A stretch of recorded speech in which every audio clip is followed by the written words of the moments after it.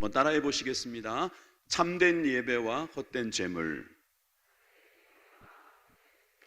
오늘은 지난주에 그 4장에 이어서 참된 예배 그리고 헛된 제물, 그러니까 예배와 제물에 대한 이야기입니다. 제사와 제물에 대한 이야기인데, 물론 제사에 올리는 그 제물을 이야기하는 건 아니니까 계속 들으시면 알겠습니다.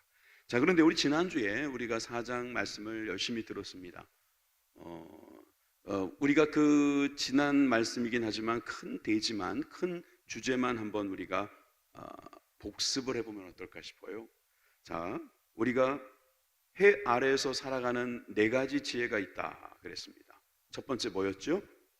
위로보다는 위를 향하라. 맞죠? 위를 향하라. 두 번째는요, 소유보다는 뭐를 택하라? 자유를 택하라. 잘하시네요. 벌써 50점 다 맞으셨어요. 자, 이제 바람보다는 사람을 잡아라. 아멘. 여러분, 헛된 바람, 헛된 것을 잡지 마시고요, 우리에게 맡겨주신 영혼, 하나님께서 사랑하시는 영혼인 사람을 붙잡으시기를 바랍니다. 네 번째, 지휘보다 뭐를 잡으라? 지혜를 구하라. 지혜를 구하라. 하늘에 계신 우리 주님과 주님이 주신 자유와 주님이 사랑하라 하신 사람과 그리고 사랑하는 방법을 가르쳐 주시는 그 지혜를 우리가 받는 우리 모든 해 아래 사는 하나님의 백성들 다 되시기를 바랍니다. 그런 마음을 가지고 이제 계속되는 코헬렛의 말씀을 우리가 한 구절 한 구절 읽으면서 살펴보고자 합니다. 오늘은 크게 보면 2가지예요. 첫째는 예배, 둘째는 물질, 재물, 여기에 대해서. 그리고 지난번 우리 영혼사랑 큰잔치 즈음에서 이 전도서 5장 말씀 전했던 기억이 납니다. 그래서 겹치는 부분도 있고, 그래서 여러분 오늘 은혜를 받기 좋으실 거라 생각합니다. 자, 첫 번째는 참된 예배에 대해서 우리가 한번 살펴보도록 하겠습니다. 갑자기 왜 뜬금없는 예배냐 그런데, 여러분, 이 콜렛은 우리들에게 예배야말로 이 해 아래에서 드리는 참으로 중요한 것이라고 보았던 것입니다. 예수님께서도 우리에게 예배를 가르쳐 주셨습니다. 예배는 하나님께 나아가는 아주 중요한 일이고 아주 강력한 길입니다. 여러분들이 예배를 실패했다면 여러분들이 인생에 성공했다는 말을 하지 마십시오. 여러분들이 예배에 성공했다면 인생에 실패했다는 말을 하지 마십시오. 여러분들이 예배에 승부를 걸고 계신다면 여러분 기대하십시오. 하나님은 여러분들에게 아주 특별한 것을 준비하고 계심에 틀림이 없습니다. 여러분, 우리가 다른 건 다 놓쳐도 예배를 놓치면 안 됩니다. 여러분, 우리가 코로나 중에 그토록 지키려고 했던 게 뭐였습니까? 예배였습니다. 여러분, 그 예배는 우리가 이렇게 모여서 드리는 예배였던 것입니다. 그러나 사실 성경에서 가르쳐 주시는 예배는 이런 공예배만 있는 것이 아님을 우리는 벌써 알고 있습니다. 그래도 우리가 이 말씀을 배우기 위해서는 가장 기본적인 것을 또 한번 볼 필요가 있어요. 예수님께서 수가성 여인과 만나서 대화를 나누시며 예배를 가르쳐 주셨죠. 요한복음 4장 16절에 예수님께서 이렇게 그 여인에게 말합니다. 가서 내 남편을 불러오라. 그랬더니 그 여자가 뭐라고 말합니까? 19절입니다. 여자가 가로되 주여 내가 보니 선지자로소이다. 여러분, 남편이 있지만 그 남편이 아니라는 것도 알고 계시는 듯한 이 선지자 예수님을 이 여인은 어느 정도 알아보았습니다. 그런 상황에서 예수님께 이 여인이 질문을 하게 됩니다. 바로 예배에 대한 질문입니다. 자, 20절에서 21절은 여러분들이 한번 읽어주세요. 시작.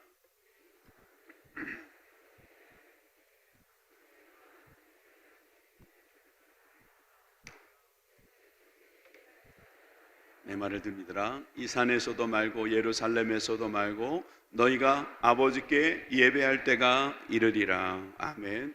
자, 20절은 여인의 말입니다. 이 여자는 이 산, 즉 그리심산, 여러분 사마리아 사람들이 주로 예배하는 그 그리심산에서 예배하고 있는데, 당신의 말은 좀 계속 보여줘 봐요. 예배할 곳이 예루살렘에 있다 하더이다. 그래서 예배할 장소에 대한 관심이 있어요. 그죠? 근데 21절을 보세요. 근데 예수님은 예배할 장소가 아니라 예배하는 시간에 대하여 말씀하고 싶어 하십니다. 여자여 내 말을 믿으라. 이 산에서도 말고 예루살렘에서도 말고 너희가 아버지께 예배할 때가 이르리라. 장소를 중요시하는 것은 우리들의 모습입니다. 그러나 하나님은 때를 중요시 여기십니다. 바로 카이로스의 시간인 것이죠. 여러분, 지금 우리가 8시 31분을 지나가고 있습니다만 이건 카이로스의 시간이고 카이로스의 시간이 아니고 크로노스의 시간이고, 죄송합니다. 크로노스의 시간이고 카이로스의 시간, 즉 하나님과 만나는 시간이 바로 지금인 줄 믿습니다. 그래서 때를 말씀하시는 거예요. 장소 중요합니다. 장소가 중요하지만 그보다 더 중요한 것이 뭐라고 하시는 겁니까? 바로 때라고 말씀하시는 거예요. 그 때를 주님께서 뭐라고 말씀하시는가? 먼저 말씀하시기 전에 너희는 알지 못하는 것을 예배하지만 우리는 아는 것을 예배한다. 그리고 이 수가성 여인을 좀 약호 죽이시려고 그랬던지 유대인에게 구원이 난다 이렇게까지 말씀하셨는데, 이 여인은 아랑곳하지 않고 신학자도 아닌 이 여인이 얼마나 예배에 대해서 물고 늘어지는지 말이죠. 그랬더니 23절에 이렇게 예수님께서 말씀하시는 것입니다. 23절, 아버지께 참되게 예배하는 자들은 영과 진리로 예배할 때가 오나니 곧 이때라.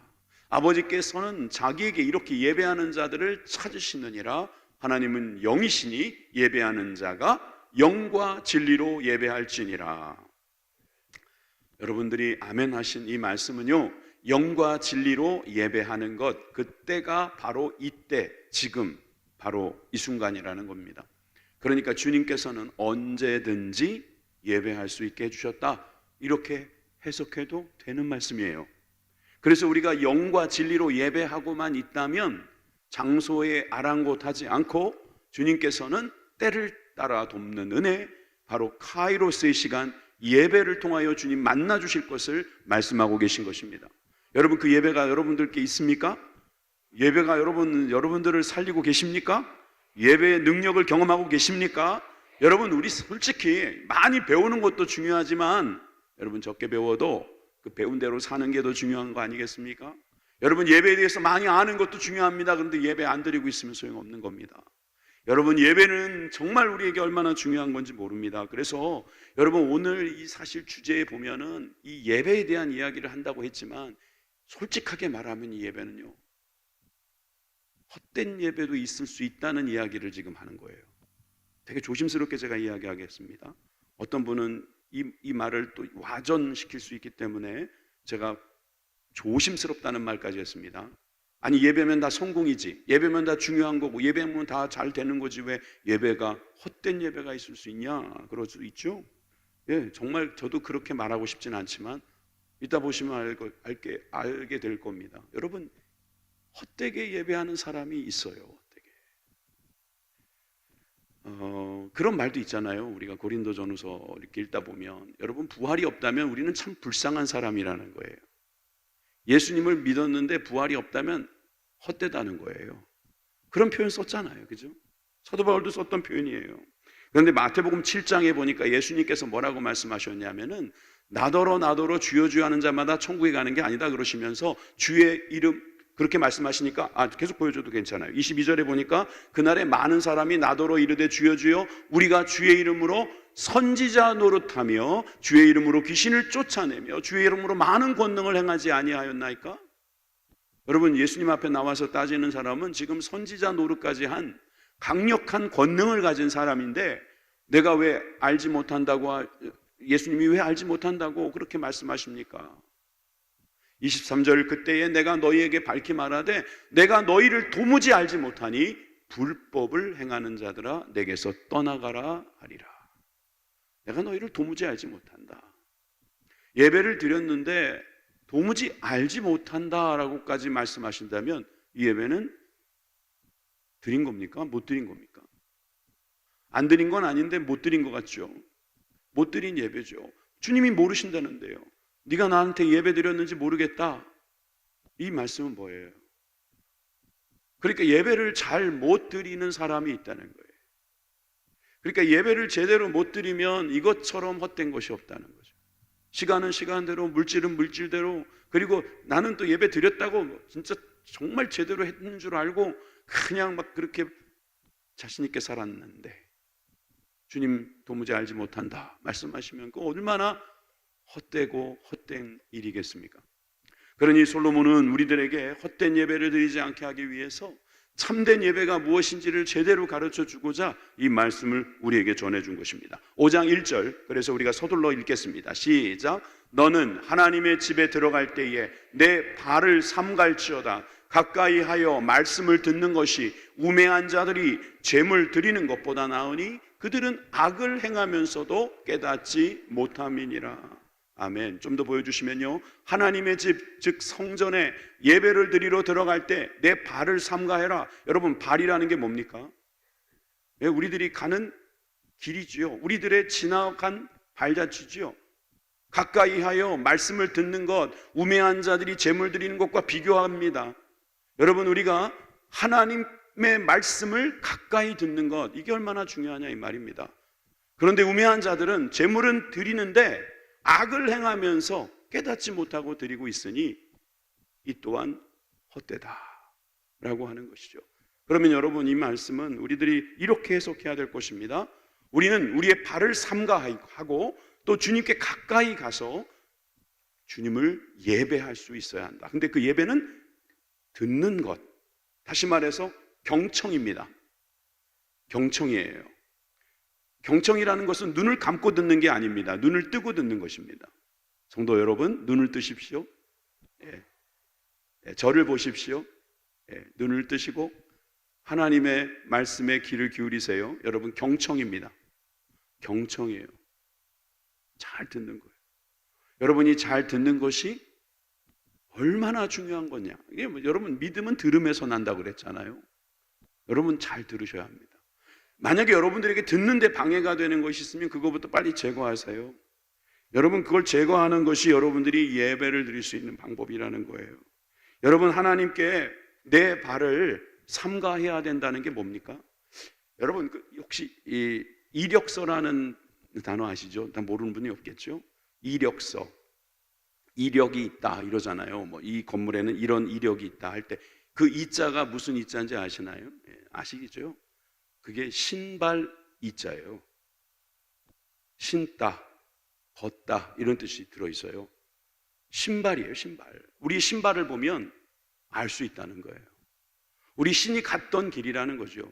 그러니까 우리가 지나간 길에 대하여도 주님 앞에 나아갈 때 참으로 우리가 그런 모습으로 우리 자신을 돌아보면서 하나님의 말씀에 귀를 기울여야 한다는 거예요. 우리가 참으로 나의 존재적으로 주님의 말씀에 경청해야 된다는 겁니다. 그냥 한국말이니까 들리는 대로 이해하고 고개 끄덕거리는 것이 아니라 정말 이 경청한다는 말은 다른 말로 순종한다는 말이잖아요. 성경에 듣는다는 말씀은 그냥 귀로 듣는 게 아니라 순종한다는 뜻이거든요. 여러분, 이 순종의 모습이야말로 예배의 삶이다. 주님은 말씀하시는 것입니다. 여러분, 아벨이 왜 그 제사를 주님께 드릴 수 있었습니까? 아니, 주님이 받으셨다고 그렇게 말씀하셨습니까? 왜 가인의 제물과 가인은 받지 않으셨다고 성경은 기록하고 있어요? 아까 구역장에 우리 성경 공부 때 여러분 들으셨잖아요. 여러분, 뭐 때문이에요? 결국 이거는 하나님께서 드리라고 한 대로 드리지 않았다는 거예요. 자기 생각대로 드렸다는 거예요. 결과는 어떻습니까? 여러분, 제물도 안 받으시지만 그 사람도 안 받는 거예요. 하나님께서는 예배를 받으실 때에 여러분들을 받으시는 거예요. 여러분들의 예배를 받으신다는 것은 여러분들을 받으신다는 거예요. 그러니까 여러분들이 어떤 존재인지를 여러분들의 발을 통하여 보여준다는 마음으로 여러분들이 지나온 발자취, 여러분들의 정체성, 여러분들의 과거와 여러분들의 현재와 앞으로의 미래를 주님 앞에 들으며 나아갈 수 있는 저와 여러분들이 되길 바랍니다. 그냥 듣는 게 아니에요. 그냥 듣는 예배가 아니에요. 여러분, 설교 말씀 들을 때요, 야, 오늘 목사님 설교 준비 많이 했네. 이거 처음 들어본 이야기인데, 이거 맨날 듣는 이야기인데, 그렇게만 생각하지 마세요. 여러분들도 다 생각이 있는데 왜 그 생각이 안 나겠습니까? 그건 좋은 생각일 수도 있어요. 그건 여러분들이 머리가 좋아서 그럴 수 있어요. 그렇지만 머리로 듣는 게 아니라 삶으로 듣는 게 바로 하나님께 경청하는 거예요. 자꾸 들리십니까? 그러면 그건 여러분들이 자꾸 하라고 주시는 말씀이고 어쩌면 잘 안 하기 때문에 계속 말씀하시는 것일 수도 있다. 여러분, 우리가 이런 겸손한 모습으로 주님께 예배하기를 바랍니다. 여러분, 많은 사람들이 가까이 하는 것에 대해서 여러분 좀 오해하는 것 같아요. 여러분, 이런 경우 있잖아요. 요즘에 저는 문제가 많습니다. 왜 이렇게 문제가 해결되지 않는지 모르겠습니다. 아무리 기도해도 되지 않습니다. 그렇게 말하면 제가 이렇게 말씀드립니다. 좀 더 가까이 가세요. 하나님의 말씀을 안 듣는 건 아닙니다. 그런데 가까이 가서 듣질 않는 거예요. 더 가까이 가야죠. 더 많은 시간을, 더 많은 마음을, 더 많은 것을 드릴 수 있는 게 가까운 곳이 아닐까요? 여러분, 더 가까이 있다는 것은 얼마나 중요한 거겠습니까? 여러분, 예배를 자주 나오시는 분은 주님께 가까이 있는 분들입니다. 언제든지 주님이 부르면 예스 할 수 있는 자리에 지금 계시는 거예요. 그런 의미에서 여러분들을 축복합니다. 여러분들에게 하나님께서 복을 주신 줄 믿으시기 바랍니다. 여러분, 예배도 자칫하면 헛될 수 있다는 것은 너무나 위험한 말이지만 여러분, 우리가 잘 새겨들으면 큰 약이 되는 말입니다. 여러분, 헛된 예배 상상하고 싶지도 않습니다. 그런데 이 예배를 우리가 성공적인 예배, 즉 참된 예배를 드리려면 하나님의 말씀을 경청하는 것, 이게 중요하다. 자, 2절과 3절에도 보니까 너는 하나님 앞에서 함부로 입을 열지 말며 급한 마음으로 말을 내지 마라. 들으라는 거예요. 들으라는 거. 말부터 하지 말고 변명부터 하려 하지 말고 핑계부터 대려 하지 말고 주님의 말씀을 들으라는 거죠. 하나님은 하늘에 계시고 너는 땅에 있음이니라. 전도자가 우리들에게 이렇게 말씀할 때 우리가 어떤 위치에 있는지 보라는 말씀 아니겠습니까? 우리가 하나님 위에 올라가려 하지 말고 하나님과 맞먹으려 하지 말고 하나님 아래에 있음을 알고 하나님께서 원하시는 말씀을 들으라 이 말입니다. 그런즉 마땅히 말을 적게 할 것이라. 걱정이 많으면 꿈이 생기고 말이 많으면 우매한 자의 소리가 나타나느니라. 여기서 꿈이라는 것은 우리가 좋아하는 그 dream, 비전과 같은 비슷한 말, 그게 아니에요. 저거는 소위 허망한 꿈이에요. 허망한 생각, 헛된 것, 헛된 꿈이라고 말할게요. 여러분, 걱정이 말하면 헛된 꿈만 꾸는 겁니다. 이렇게 되면 어떻게 될까? 그 다음 걱정을 하고 있어요. 일어나지도 않을 일을 걱정하는 거예요. 말이 많으면 우매한 자의 소리가 나타난다. 여러분, 오늘 이 말씀에 귀를 기울이시고 집중하시기를 주님의 이름으로 축원합니다. 경청입니다. 경청. 히브리서 7장 12절에서 13절의 말씀, 그 유명한 말씀도 보면은 하나님의 말씀은 살아있고 활력이 있다 그랬어요. 여러분, 하나님의 말씀은 영생의 길을 가게 하는 항상 있는 말씀이고 살아있는 말씀이고 우리에게 생명을 주는 말씀이라는 겁니다. 그래서 좌우의 날선 검보다도 예리하고 혼과 영과 및 관절과 골수를 찔러 쪼개기까지 하며 또 마음의 생각과 뜻을 판단하신다고 했습니다. 자, 그런데 13절을 보세요. 12절 우리는 많이 알죠? 13절을 다 같이 읽겠습니다. 시작. 지으신 것이 하나도 그 앞에 나타나지 않음이 없고 우리의 결산을 받으실 이의 눈앞에 만물이 벌거벗은 것 같이 드러나느니라. 말씀을 경청할 때 그 앞에서 우리의 결산을 받으실 주님의 그 눈앞에 서게 되는 것입니다. 그럴 때 우리가 주님 앞에 드러날 수밖에 없는 거예요. 바로 이 말씀을 듣는 것이 우리 자신을 발견하고 그래서 우리 주님 앞에 나를 세우고 그래서 우리를 주님께 더 가까이 나아가게 하고 우리가 죄된 삶에서 벗어나며 이 약한 세상에서 승리하는 길인 줄 믿습니다. 이 말씀에 순종하는 저와 여러분들이 되길 바랍니다. 경청입니다. 두 번째는 신실함입니다. 4절에 보니까 하나님께 서원하였거든 갚기를 더디게 하지 마라. 하나님은 우매한 자들을 기뻐하지 아니하시나니 서원한 것은 갚으라. 여러분, 서원하셨습니까? 여러분, 서원이란 말은 맹세하고 하나님 앞에 약속하고 하나님 앞에 내가 이렇게 헌신하겠습니다 결단하는 것입니다. 여러분, 결단, 약속, 이런 서원이라는 거 여러분 이걸 잘 해야 된다고 성경은 말씀하고 있어요. 이제 저를 보여주셔도 됩니다. 여러분, 야곱이 라반의 삼촌, 외삼촌 라반의 집에 갈 때 하나님께 기도하죠. 아버지의 집에 돌아올 때 하나님께서 평안히 오게 하시면 나는 하나님께 예물을 드리고 하나님의 집을 짓겠다고 그가 그렇게 약속을 하지 않았습니까? 여러분, 우리가 알고 있는 입다, 사사 입다는 내가 암몬 족속을 내 손에 맡겨주신다면 내가 첫 번째 나를 환영하는 일을 주님께 드리겠습니다. 여러분, 한나는 주님께서 아들을 주시면 내가 그를 하나님께 드리겠습니다. 여러분, 그러니까 약간 조건하는 것 같죠? 하나님 앞에 거래하는 것 같죠? 그런 뜻이 아니죠. 서원이라는 것은 그런 뜻이 아니에요. 서원이라는 것은 하나님과 약속하는 거예요. 하나님 앞에 결단하는 거예요. 하나님께서 응답해 주시리라 믿고 우리가 약속을 드리는 거예요. 그러니까 여러분, 이 서원기도는 참 좋은 겁니다. 겁부터 드시지 마세요. 여러분, 서원기도의 공통점은 다 응답을 받았다는 것입니다. 여러분, 서원기도의 응답 가능성은 상당히 높습니다. 아니, 난 소원 이룰 수가 없으니까 안 낼 거야. 그 자세는 어찌 보면 좋은 자세이긴 한데 100% 자세는 아니에요. 서원을 하고 서원을 지키면 그게 100%. 그게 좋은 거예요. 그것을 여러분들이 사모할 필요가 있어요. 여러분, 그래서 5절에서 6절 말씀해 보시니까 서원하고 갚지 아니하는 것보다 서원하지 아니하는 것이 더 나으니, 이 말 듣고 겁을 많이 잡수시더라고요. 그래서 난 소원 안 해. 하나님께서 당신을 쓰시기를 원하십니다. 하나님의 일에 힘쓰기를 원하시는 분들, 하나님 앞에 그 부름 앞에 응답하기를 원하시는 분들 다 그 자리에서 일어나십시오. 지금 일어나라는 뜻은 아니에요. 만약에 일어나십시오. 하나님께 드리기를 원하시는 분들 일어나세요. 여름 되면 그거 하거든요. 수련회 같은 거나 뭐 선교 행사 같은 거 하면 일어나십시오. 그럼 막 일어나요. 또 우리는 건축할 때 해봤잖아요. 하나님께 예물을 드리겠다는, 지금은 돈이 없지만 하나님께 드리겠습니다. 한번 해봅시다. 그래가지고 또 일어나서 서원했고, 막 서원해서 드리려고. 지금도 드리는 분이 계세요. 제가 작년 말인가 드리는 분도 봤어요. 여러분, 서원하는 거요, 지키려고 노력하는 거, 이거는 참 좋은 거라니까요. 하나님 앞에 헌신하겠다는 건데, 나는 그거 안 하겠다는 거 아니에요.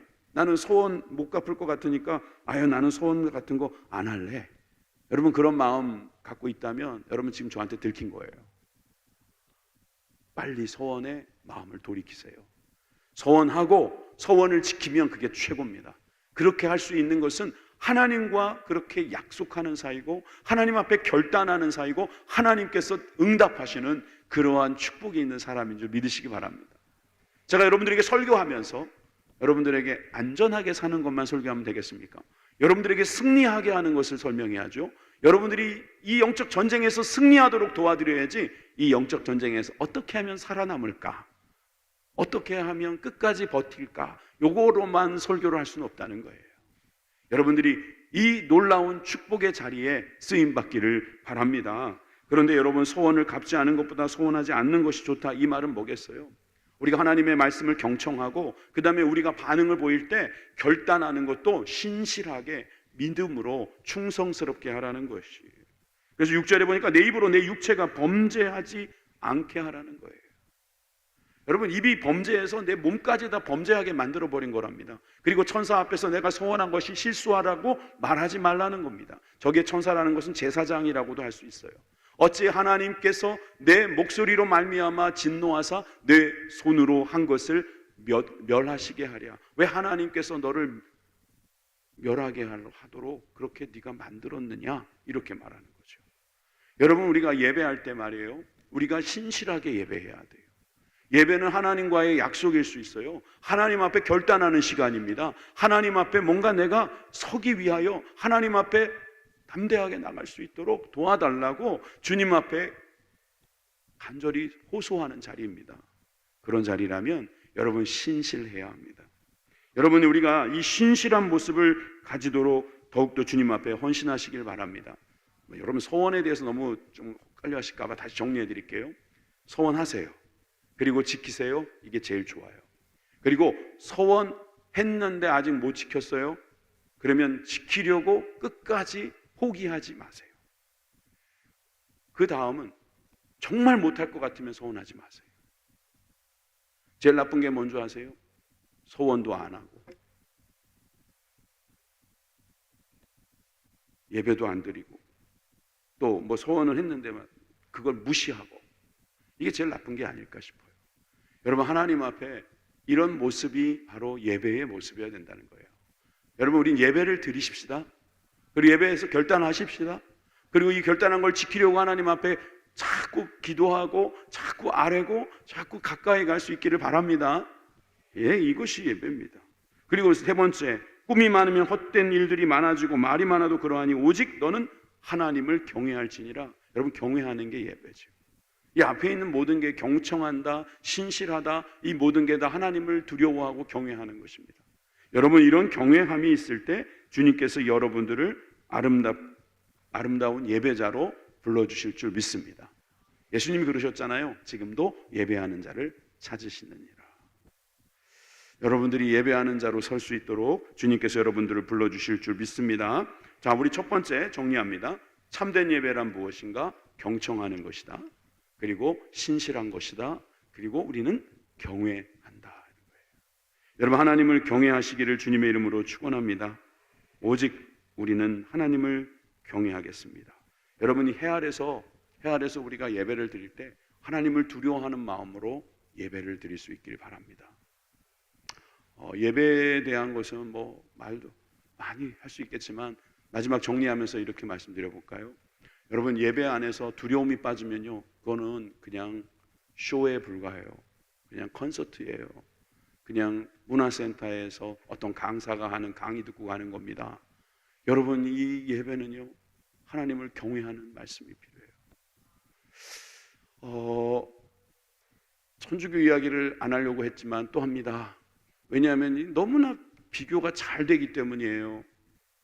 천주교는 말씀을 너무 신부님들이나 아니면 특정인들만 자꾸 쓰려고 하고 그것을 좀 더 등한시하고, 그래서 결국 종교개혁까지 일어났으며 지금도 여전히 그런 부분들이 없지 않아 있습니다.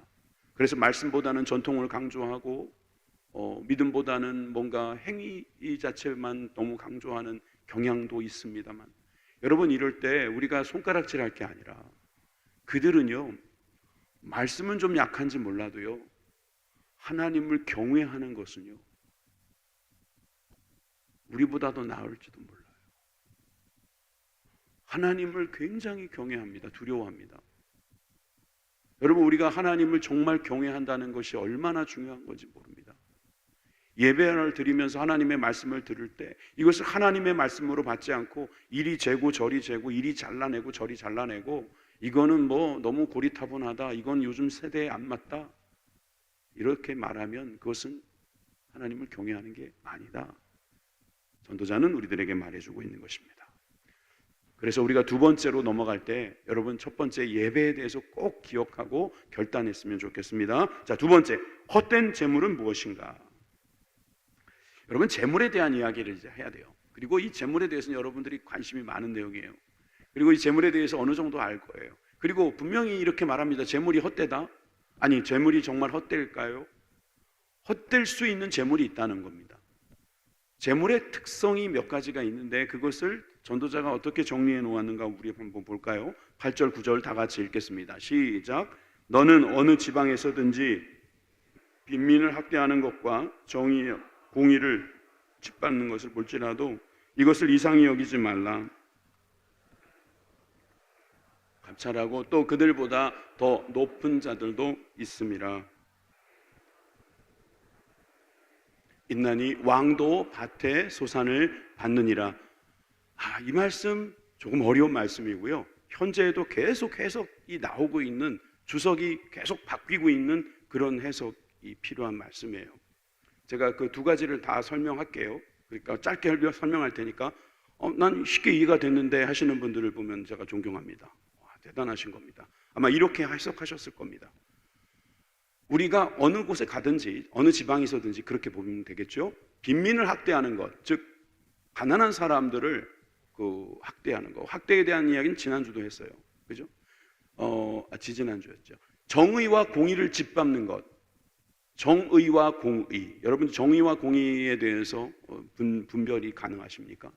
이 정의와 공의를 분별하는 이 세상의 시류, 이것을 볼 때에 이상히 여기지 말라는 거예요. 왜냐하면 높은 자는 더 높은 자가 감찰하고 있고 또 그들보다 더 높은 자들도 있다는 거예요. 그래서 그 높은 자들, 더 높은 자들이 그 더보다 더 높은 자들이 누구냐? 이런 생각이 들어요. 그러면 저기 제일 마지막에 그들보다 더 높은 자들은 누구다? 하나님이다 이렇게 생각하는 게 전통적인 해석이에요. 일단 8절만 그렇게 보면. 근데 그럼 현대 해석은 어떠냐? 현대 많은 학자들이 원문을 보고 또 앞뒤의 문맥을 따져보고 전체 흐름의 맥락을 파악했을 때 이렇게 해석이 가능하다는 새로운 해석도 있어요. 무슨 말이냐면 비민학대하고 정의와 공의를 짓밟는 것을 볼 때 우리가 이상히 여기지 말아야 할 이유가 뭐냐 하면 이 세상에는 높은 자들이나 더 높은 자들이나 그들을 감찰하는 더 높은 자들도 다 똑같다. 다 똑같이 헛되다. 다 똑같이 허망하다. 그들은 계속 사람들을 학대하고 공의를 짓밟고 있다. 이 세상은 그런 곳이다. 이렇게 해석도 가능하다는 거예요. 이해되시죠? 그렇게 해석하고 나서 9절을 한번 볼게요. 9절에 땅의 소산물은 땅의 소산물, 땅이라는 말은 공평하다는 말이에요. 누구에게나 하나님은 그 땅을 통해서 살게 만드셨다는 거죠. 높은 자나 더 높은 자나 그들보다 더 높은 자들도 결국 이 땅은 모든 사람, 즉 그 모든 높은 자들까지도 빈민들이나 학대받는 사람들이나 공의를 짓밟힌 사람들에게도 땅은 필요하고 높은 사람들에게도 땅은 필요한데 바로 너희들은 다 땅에 속한 해 아래 존재들이 아니겠느냐 이렇게 보는 거죠. 이거는 뭐 예전 해석이나 지금 해석이나 비슷하지 않겠습니까? 왕도 결국 아무리 그래봐야 하나님께서 주시는 땅 아래 존재이고 땅에서 나오는 것으로 먹고 살아야 하니 그러니까 더 높은 자들 아주 높게 진짜 왕보다 더 높은 사람이 있나 한다면 그 왕을 어떻게 보면 공격한 그 더 힘센 왕이 있다면 그 왕들도 결국 이 땅 때문이다. 밭에서 나오는 소산물 때문에 저 난리를 치는 거다. 여러분 세상이 이렇게 헛되다. 이렇게 전도자는 말하고 있는 거죠. 그렇게 되면 여러분 저들이 늘 생각하는 게 뭐냐면 재물이라는 거예요. 가난한 사람도 관심은 재물이고 높은 곳에 있는 사람도 재물에 관심이 있다. 이렇게 볼 수 있겠죠. 재물에 관심이 없는 사람이 없다면 이 재물에 대해서 우리가 어떻게 생각하고 살아야 하는지 이 지혜자의 말씀은 어떨까요? 여러분 제가 먼저 15절에 16절의 말씀에 보면은 이 재물의 특성에 대해서 강력한 성격, 재물의 성격에 대해서 이렇게 말합니다. 읽기 전에 제가 아예 말씀드리죠. 재물은 죽음이라는 것 앞에서 힘을 쓰지 못한다는 거예요. 그가 모태에서 벌거벗고 나왔은즉 그가 나온 대로 돌아가고 수고하여 얻은 것을 아무것도 자기 손에 가지고 가지 못하리니 이것도 큰 불행이라 어디서 왔든지 그대로 가리니 바람을 잡는 수고가 그에게 무엇이 유익하랴. 여러분 다 죽는다는 거죠. 그러니까 우리의 수고가 바람을 잡는 것 같이 여러분 이 재물이라는 것이 너무나 헤벨, 수증기 같이 그냥 연기 같이 헛되다라고 말하고 있는 거예요. 또 두 번째는 10절에 보시면 은을 사랑하는 것 그리고 은을 만족하지 못하는 것, 풍요를 사랑하는 자, 소득으로 만족하지 아니하는 것 이것도 다 헛되다. 여러분 저 은이라는 것은 변하지 않는 거잖아요. 그러니까 말 그대로 재물이에요. 이 재물이 우리가 생각할 때 가장 강력하고 가장 오랫동안 변하지 않는 힘을 갖고 있다고 생각하는데 그것도 만족이 안 된대요. 풍요를 사랑하는데요. 그 소득으로 만족이 안 된대요. 맞죠? 많이 가져보신 분들 맞지 않습니까? 뭐 누가 그러더라고요. 록펠러였던 것 같아요. 기자가 록펠러한테 얼마나 더 버시면 이제 만족하시겠습니까? 얼마나 더 벌면은 이제 더 이상 이제는 안 벌어도 되겠다. 영어로 할게요. Little more. Little more. 조금만 더. 조금만 더. 아무리 부자도 조금만 더 벌고 마치겠다고 말해요. 만족이 없어요. 만족이 없는 대신에 뭐가 있는 줄 아세요? 중독이 있어요. 만족시키지 못하는 것에는요 중독이 있습니다. 밥은 만족이 있죠. 그래서 중독이 안 되는 거예요. 밥은 조금만 먹으면 배가 부르다고 놓잖아요. 아무리 맛있었지만 그냥 놓잖아요.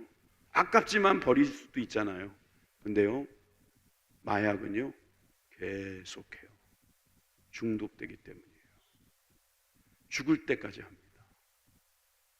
여러분 하나님께서는 돈에 만족하지 못하는 우리들에게 이 돈의 중독에 대한 우려를 지금 우리들에게 말씀하고 계시는지도 모르겠어요.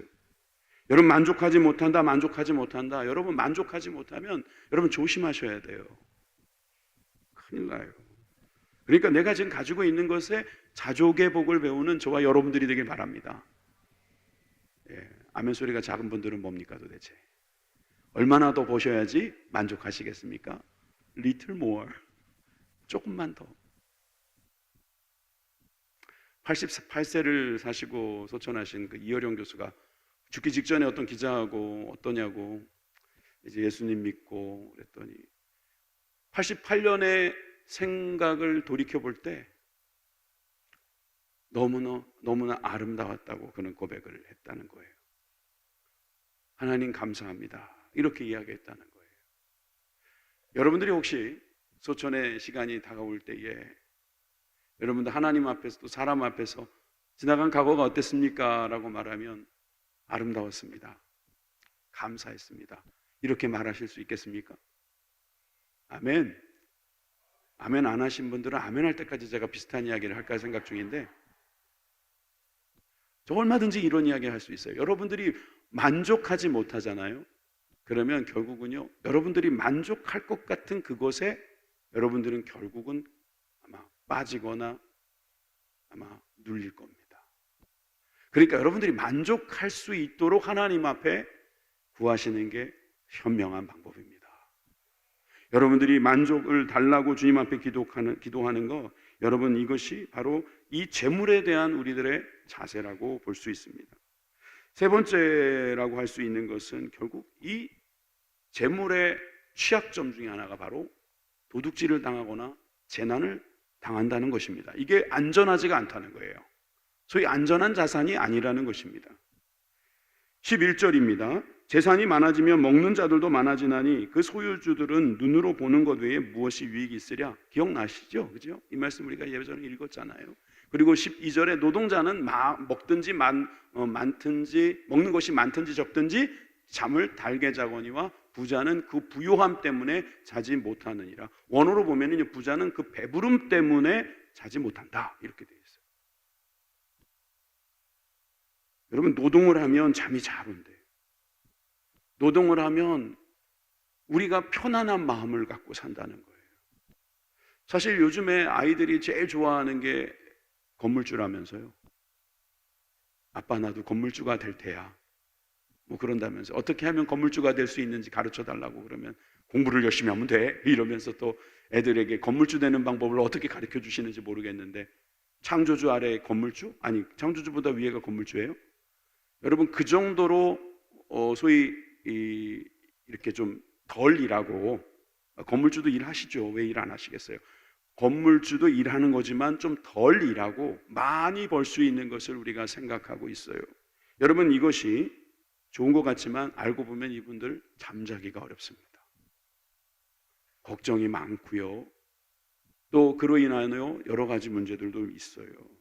여기 보니까 먹는 자들이 많아진다고 그러잖아요. 여러분 재산이 많아지면 세금도 많이 냅니다. 그리고 내가 무슨 복권에 한 100억 당첨됐다고 합시다. 여러분 제 초등학교 때 한 번도 연락 안 했던 애가 나한테 전화 올 겁니다. 여러분 많은 사람들이 제가 잘 되기를 원하는 이유는 저하고 잘 나눠 쓰기 위해서예요. 여러분 그런 속성이 다 있는 겁니다. 그래서 여러분 우리가 재산을 많이 갖고 있다는 게 그저 편해 보이는 것만 있는 것은 아니다라는 것을 우리가 잘 알 수 있습니다. 그래서 이것을 하나의 폐단이라고 보는 거죠. 자, 13절부터 14절 여러분 같이 한번 읽어보시겠습니다. 시작. 내가 해 아래에서 큰 폐단이 되는 일이 있는 것을 보았나니 곧 소유주가 재물을 자기에게 해가 되도록 소유하는 것이니라. 그 재물이 재난을 당할 때에 없어지나니 비록 아들은 낳았으나 그 손에 아무것도 없느니라. 14절의 말씀이 여러분들 좀 이해하시면 좋겠어요. 재물과 이 재난의 상호작용은 아시죠? 왜냐하면 재물이 없는 사람은 재난도 없어요. 그죠? 근데 재물이 있는 사람은 재난이 항상 있어요. 갑자기 은행이 망해요. 그럼 돈이 없어져 버리는 겁니다. 건물이 무너져요. 그러면 돈이 없어지는 겁니다. 재난이죠. 재난을 당하면요, 아들이 생겼어요. 그런데 그 손이 빈손이란 소리예요. 그동안은 그 돈 때문에 뭐 떵떵거리고 살았어요. 근데 재난이 딱 오니까 아들이 있으나 내 손에 돈이 없으므로 그에게 도와줄 수 없는 것, 이것이야말로 헛된 것 아니냐 이 말이에요. 난 그래도 돈 좀 잠깐이라도 있어봤으면 좋겠다 하시는 분이 계시다면 여러분 얼마나 더 가슴 아파봐야 알겠습니까? 없는 것을 기뻐할 일도 아니지만 여러분들이 이 소유주나 또는 재물에 정말 푹 빠져 사는, 재물을 사랑하는 자에게 부러워하는 것은 참으로 지혜롭지 못한 것입니다. 여러분, 이 말씀을 우리가 새겨듣고 깨닫기를 주님의 이름으로 축원합니다. 그러면 어떻게 해야 됩니까? 목사님, 어떻게 하면 좋겠습니까? 성경은 거기에 대한 답이 있습니까? 예, 있습니다. 18절입니다. 18절. 사람이 하나님께서 그에게 주신 바 그 일평생에 먹고 마시며 해 아래에서 하는 모든 수고 중에서 낙을 보는 것이 선하고 아름다움을 내가 보았나니 그것이 그의 몫이로다. 네, 차준희 교수님은 이 주석을 해놓은 거 보니까 해 아래 삼위일체라고 써놨더라고요. 해 아래 삼위일체, 먹고 마시고 수고하는 거래요. 여러분, 먹고 마시고 수고하는 요 세 가지만 잘하면요, 선하고 아름다울 수 있는 몫이 주어졌다는 거예요. 수고하기 위해서는 먹고 마셔야 됩니다. 사실 먹고 마시지도 않았는데 수고하기는 어려울걸요. 그러니까 우리가 잘 먹고 잘 마시면서 수고하는 것, 그래서 이것을 하나님께서 주신 것이라고 믿는 것, 이것이 선하고 아름다운 것, 토브라고 했죠. 복된 것, 복된 것이 복된 것. 이것이 바로 우리들에게 주신 몫이다. 여러분, 믿으시길 바랍니다. 여러분, 이것이 믿어지면은 기쁨입니다.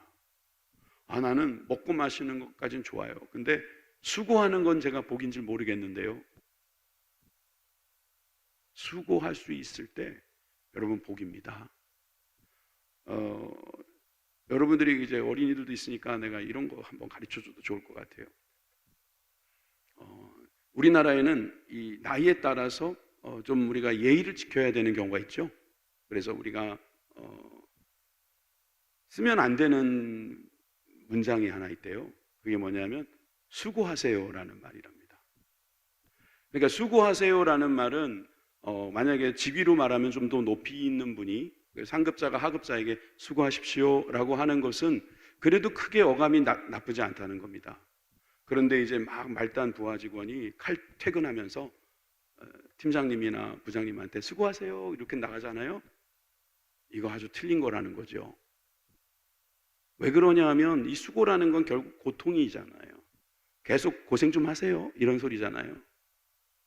나는 도망갈 테니까 당신은 더 고생하세요 이런 말이래잖아요. 그래서 이 국어원에서도 이걸 쓰지 말라는 거예요. 수고하세요라는 말을요. 그러면 어떻게 하면 좋겠어요? 그래서 물어봤대요, 국어원에다가 어떤 분이. 근데 국어원에서 아직도 답을 못 한답니다. 뭐 누구는 애쓰세요라는 말 하는데 애쓰시는 것도 마찬가지지 뭐, 그죠? 그러니까 수고하세요라는 말은 안 하는 게 좋다는 거예요. 감사합니다. 안녕히 계세요. 내일 뵙겠습니다. 그게 더 낫다는 거예요. 그러면 이런 것도 안 됩니까? 수고하셨습니다. 이건 된다는 거예요, 이건 좋잖아요. 그죠? 고생하셨다는 거예요. 인정해 드리는 거죠. 얼마나 힘드셨냐고. 제가 도와드리지 못해서 참 죄송하고 아쉽다. 뭐 이렇게 되는 거죠. 여러분, 좌우에 계신 분에게 연습 한번 해볼까요? 수고하셨습니다. 예, 수고하셨습니다 정도는 좋아요. 여러분, 이거 좋은 인사라는 거죠. 근데 수고하세요 이런 말은 성경에도 수고하는 게 좋다라고 해가지고 수고하세요 이렇게 말은 하지 말자고요. 성경에 나와 있다고 막 그렇게 말하는 것이 그냥 내가 수고하는 거, 내가 수고하는 거에 대해서는 이게 복이고 선한 것이다 이렇게 말하고요. 다른 사람한테는 그러지 마세요. 근데 하나님은 우리들에게 그렇게 말하실 수 있겠죠? 하나님은 하나님이시니까. 하나님은 하늘에 계시고 우린 땅에 있으니까 하나님께서 여러분들에게 뭐라고 말씀하십니까? 수고했다 그러십니다. 그리고 여러분들에게 수고하라고 말씀하십니다. 수고하고 무거운 짐진 자들아 다 내게로 오라. 내가 너희를 쉬게 하리라. 그럴 때도 주님은 우리에게 수고에 대한 언급을 하고 계신 겁니다. 우리가 고생하는 거 주님 모르시지 않는다는 거예요. 해 아래에서 우리가 살아가면서 재물이 있든 없든 이것 때문에 우리가 고민하고 고생한다는 거 주님이 너무나 잘 아신다는 것입니다. 19절에 보니까 또한 어떤 사람에게든지 하나님이 재물과 부요를 그에게 주사 능히 누리게 하시며 제 몫을 받아 수고함으로 즐거워하게 하신 것은 하나님의 선물입니다. 여러분, 우리가 이것을 갖고 즐거워하고 있습니까? 그러면 선물이라는 거죠. 그래서 시편 4편 7절의 말씀을 보세요. 주께서 내게 주신 기쁨은 그들의 곡식과 새 포도주가 풍성할 때보다 더하니이다. 할렐루야. 세상 사람들이요, 곡식이 많다고 새 포도주가 풍성하다고 좋다고 말할 때 우리는 그 옆에서 우린 더 좋다고 말할 수 있기를 바랍니다. 왜냐하면 주께서 내 마음에 기쁨을 주셨기 때문입니다. 내가 먹고 마시고 수고하는 게 너무 좋은 거예요. 이게 너무 기쁜 거예요. 이게 너무나 감사한 것입니다. 20절에 그래서 그는 자기의 생명의 날을 깊이 생각하지 아니하리니 이는 하나님이 그의 마음에 기뻐하는 것으로 응답하심이니라. 하나님께서 우리를 사랑하시고 우리에게 좋은 것 주시기를 원하셔서 우리들에게 마음의 기쁨을 주시는 거예요. 수고하고 무거운 짐을 지고 가고 있지만 주님은 우리에게 기쁨을 주기를 원하신다. 이 응답을 듣는 저와 여러분들 되시기 바랍니다. 그 앞에 나와 있는 그는 자기의 생명의 날이 깊이 생각하지 아니하리니 이게 무슨 말이냐면 그 밑에 현대인의 성경에 나와 있죠. 하나님이 그의 마음에 기쁨을 채워주셨으므로 그는 인생이 짧다는 것을 그리 심각하게 생각하지 않아도 된다. 생명의 날을 깊이 생각한다. 인생이 짧다는 거 심각하게 고민하지 않는 거예요. 언제 죽을까? 언제 주님 부르실까? 내가 며칠이나 남았을까? 그런 거 생각하지 말라는 거예요. 그것은 하나님이 기뻐하신 일이 아닌 거고요. 우리에게 주신 그 기쁨이 응답으로 알고 살아가는 것이 바로 우리가 이 땅에서 해야 할 일인 것을 말씀해 주고 계십니다. 예수님의 말씀을 결론으로 듣고 마치겠습니다. 함께 읽습니다. 마태복음 6장 19절에서 21절입니다. 시작. 너희를 위하여 보물을 거기는 좀과 동록이 해하며 도둑이 구멍을 뚫고 도둑질하느니라. 오직 너희를 위하여 보물을 하늘에 쌓아두라. 거기는 좀이나 동록이 해하지 못하며 도둑이 구멍을 뚫지도 못하고 도둑질도 못하느니라. 내 보물이 있는 그곳에는 내 마음도 있느니라. 아멘. 기도하시겠습니다.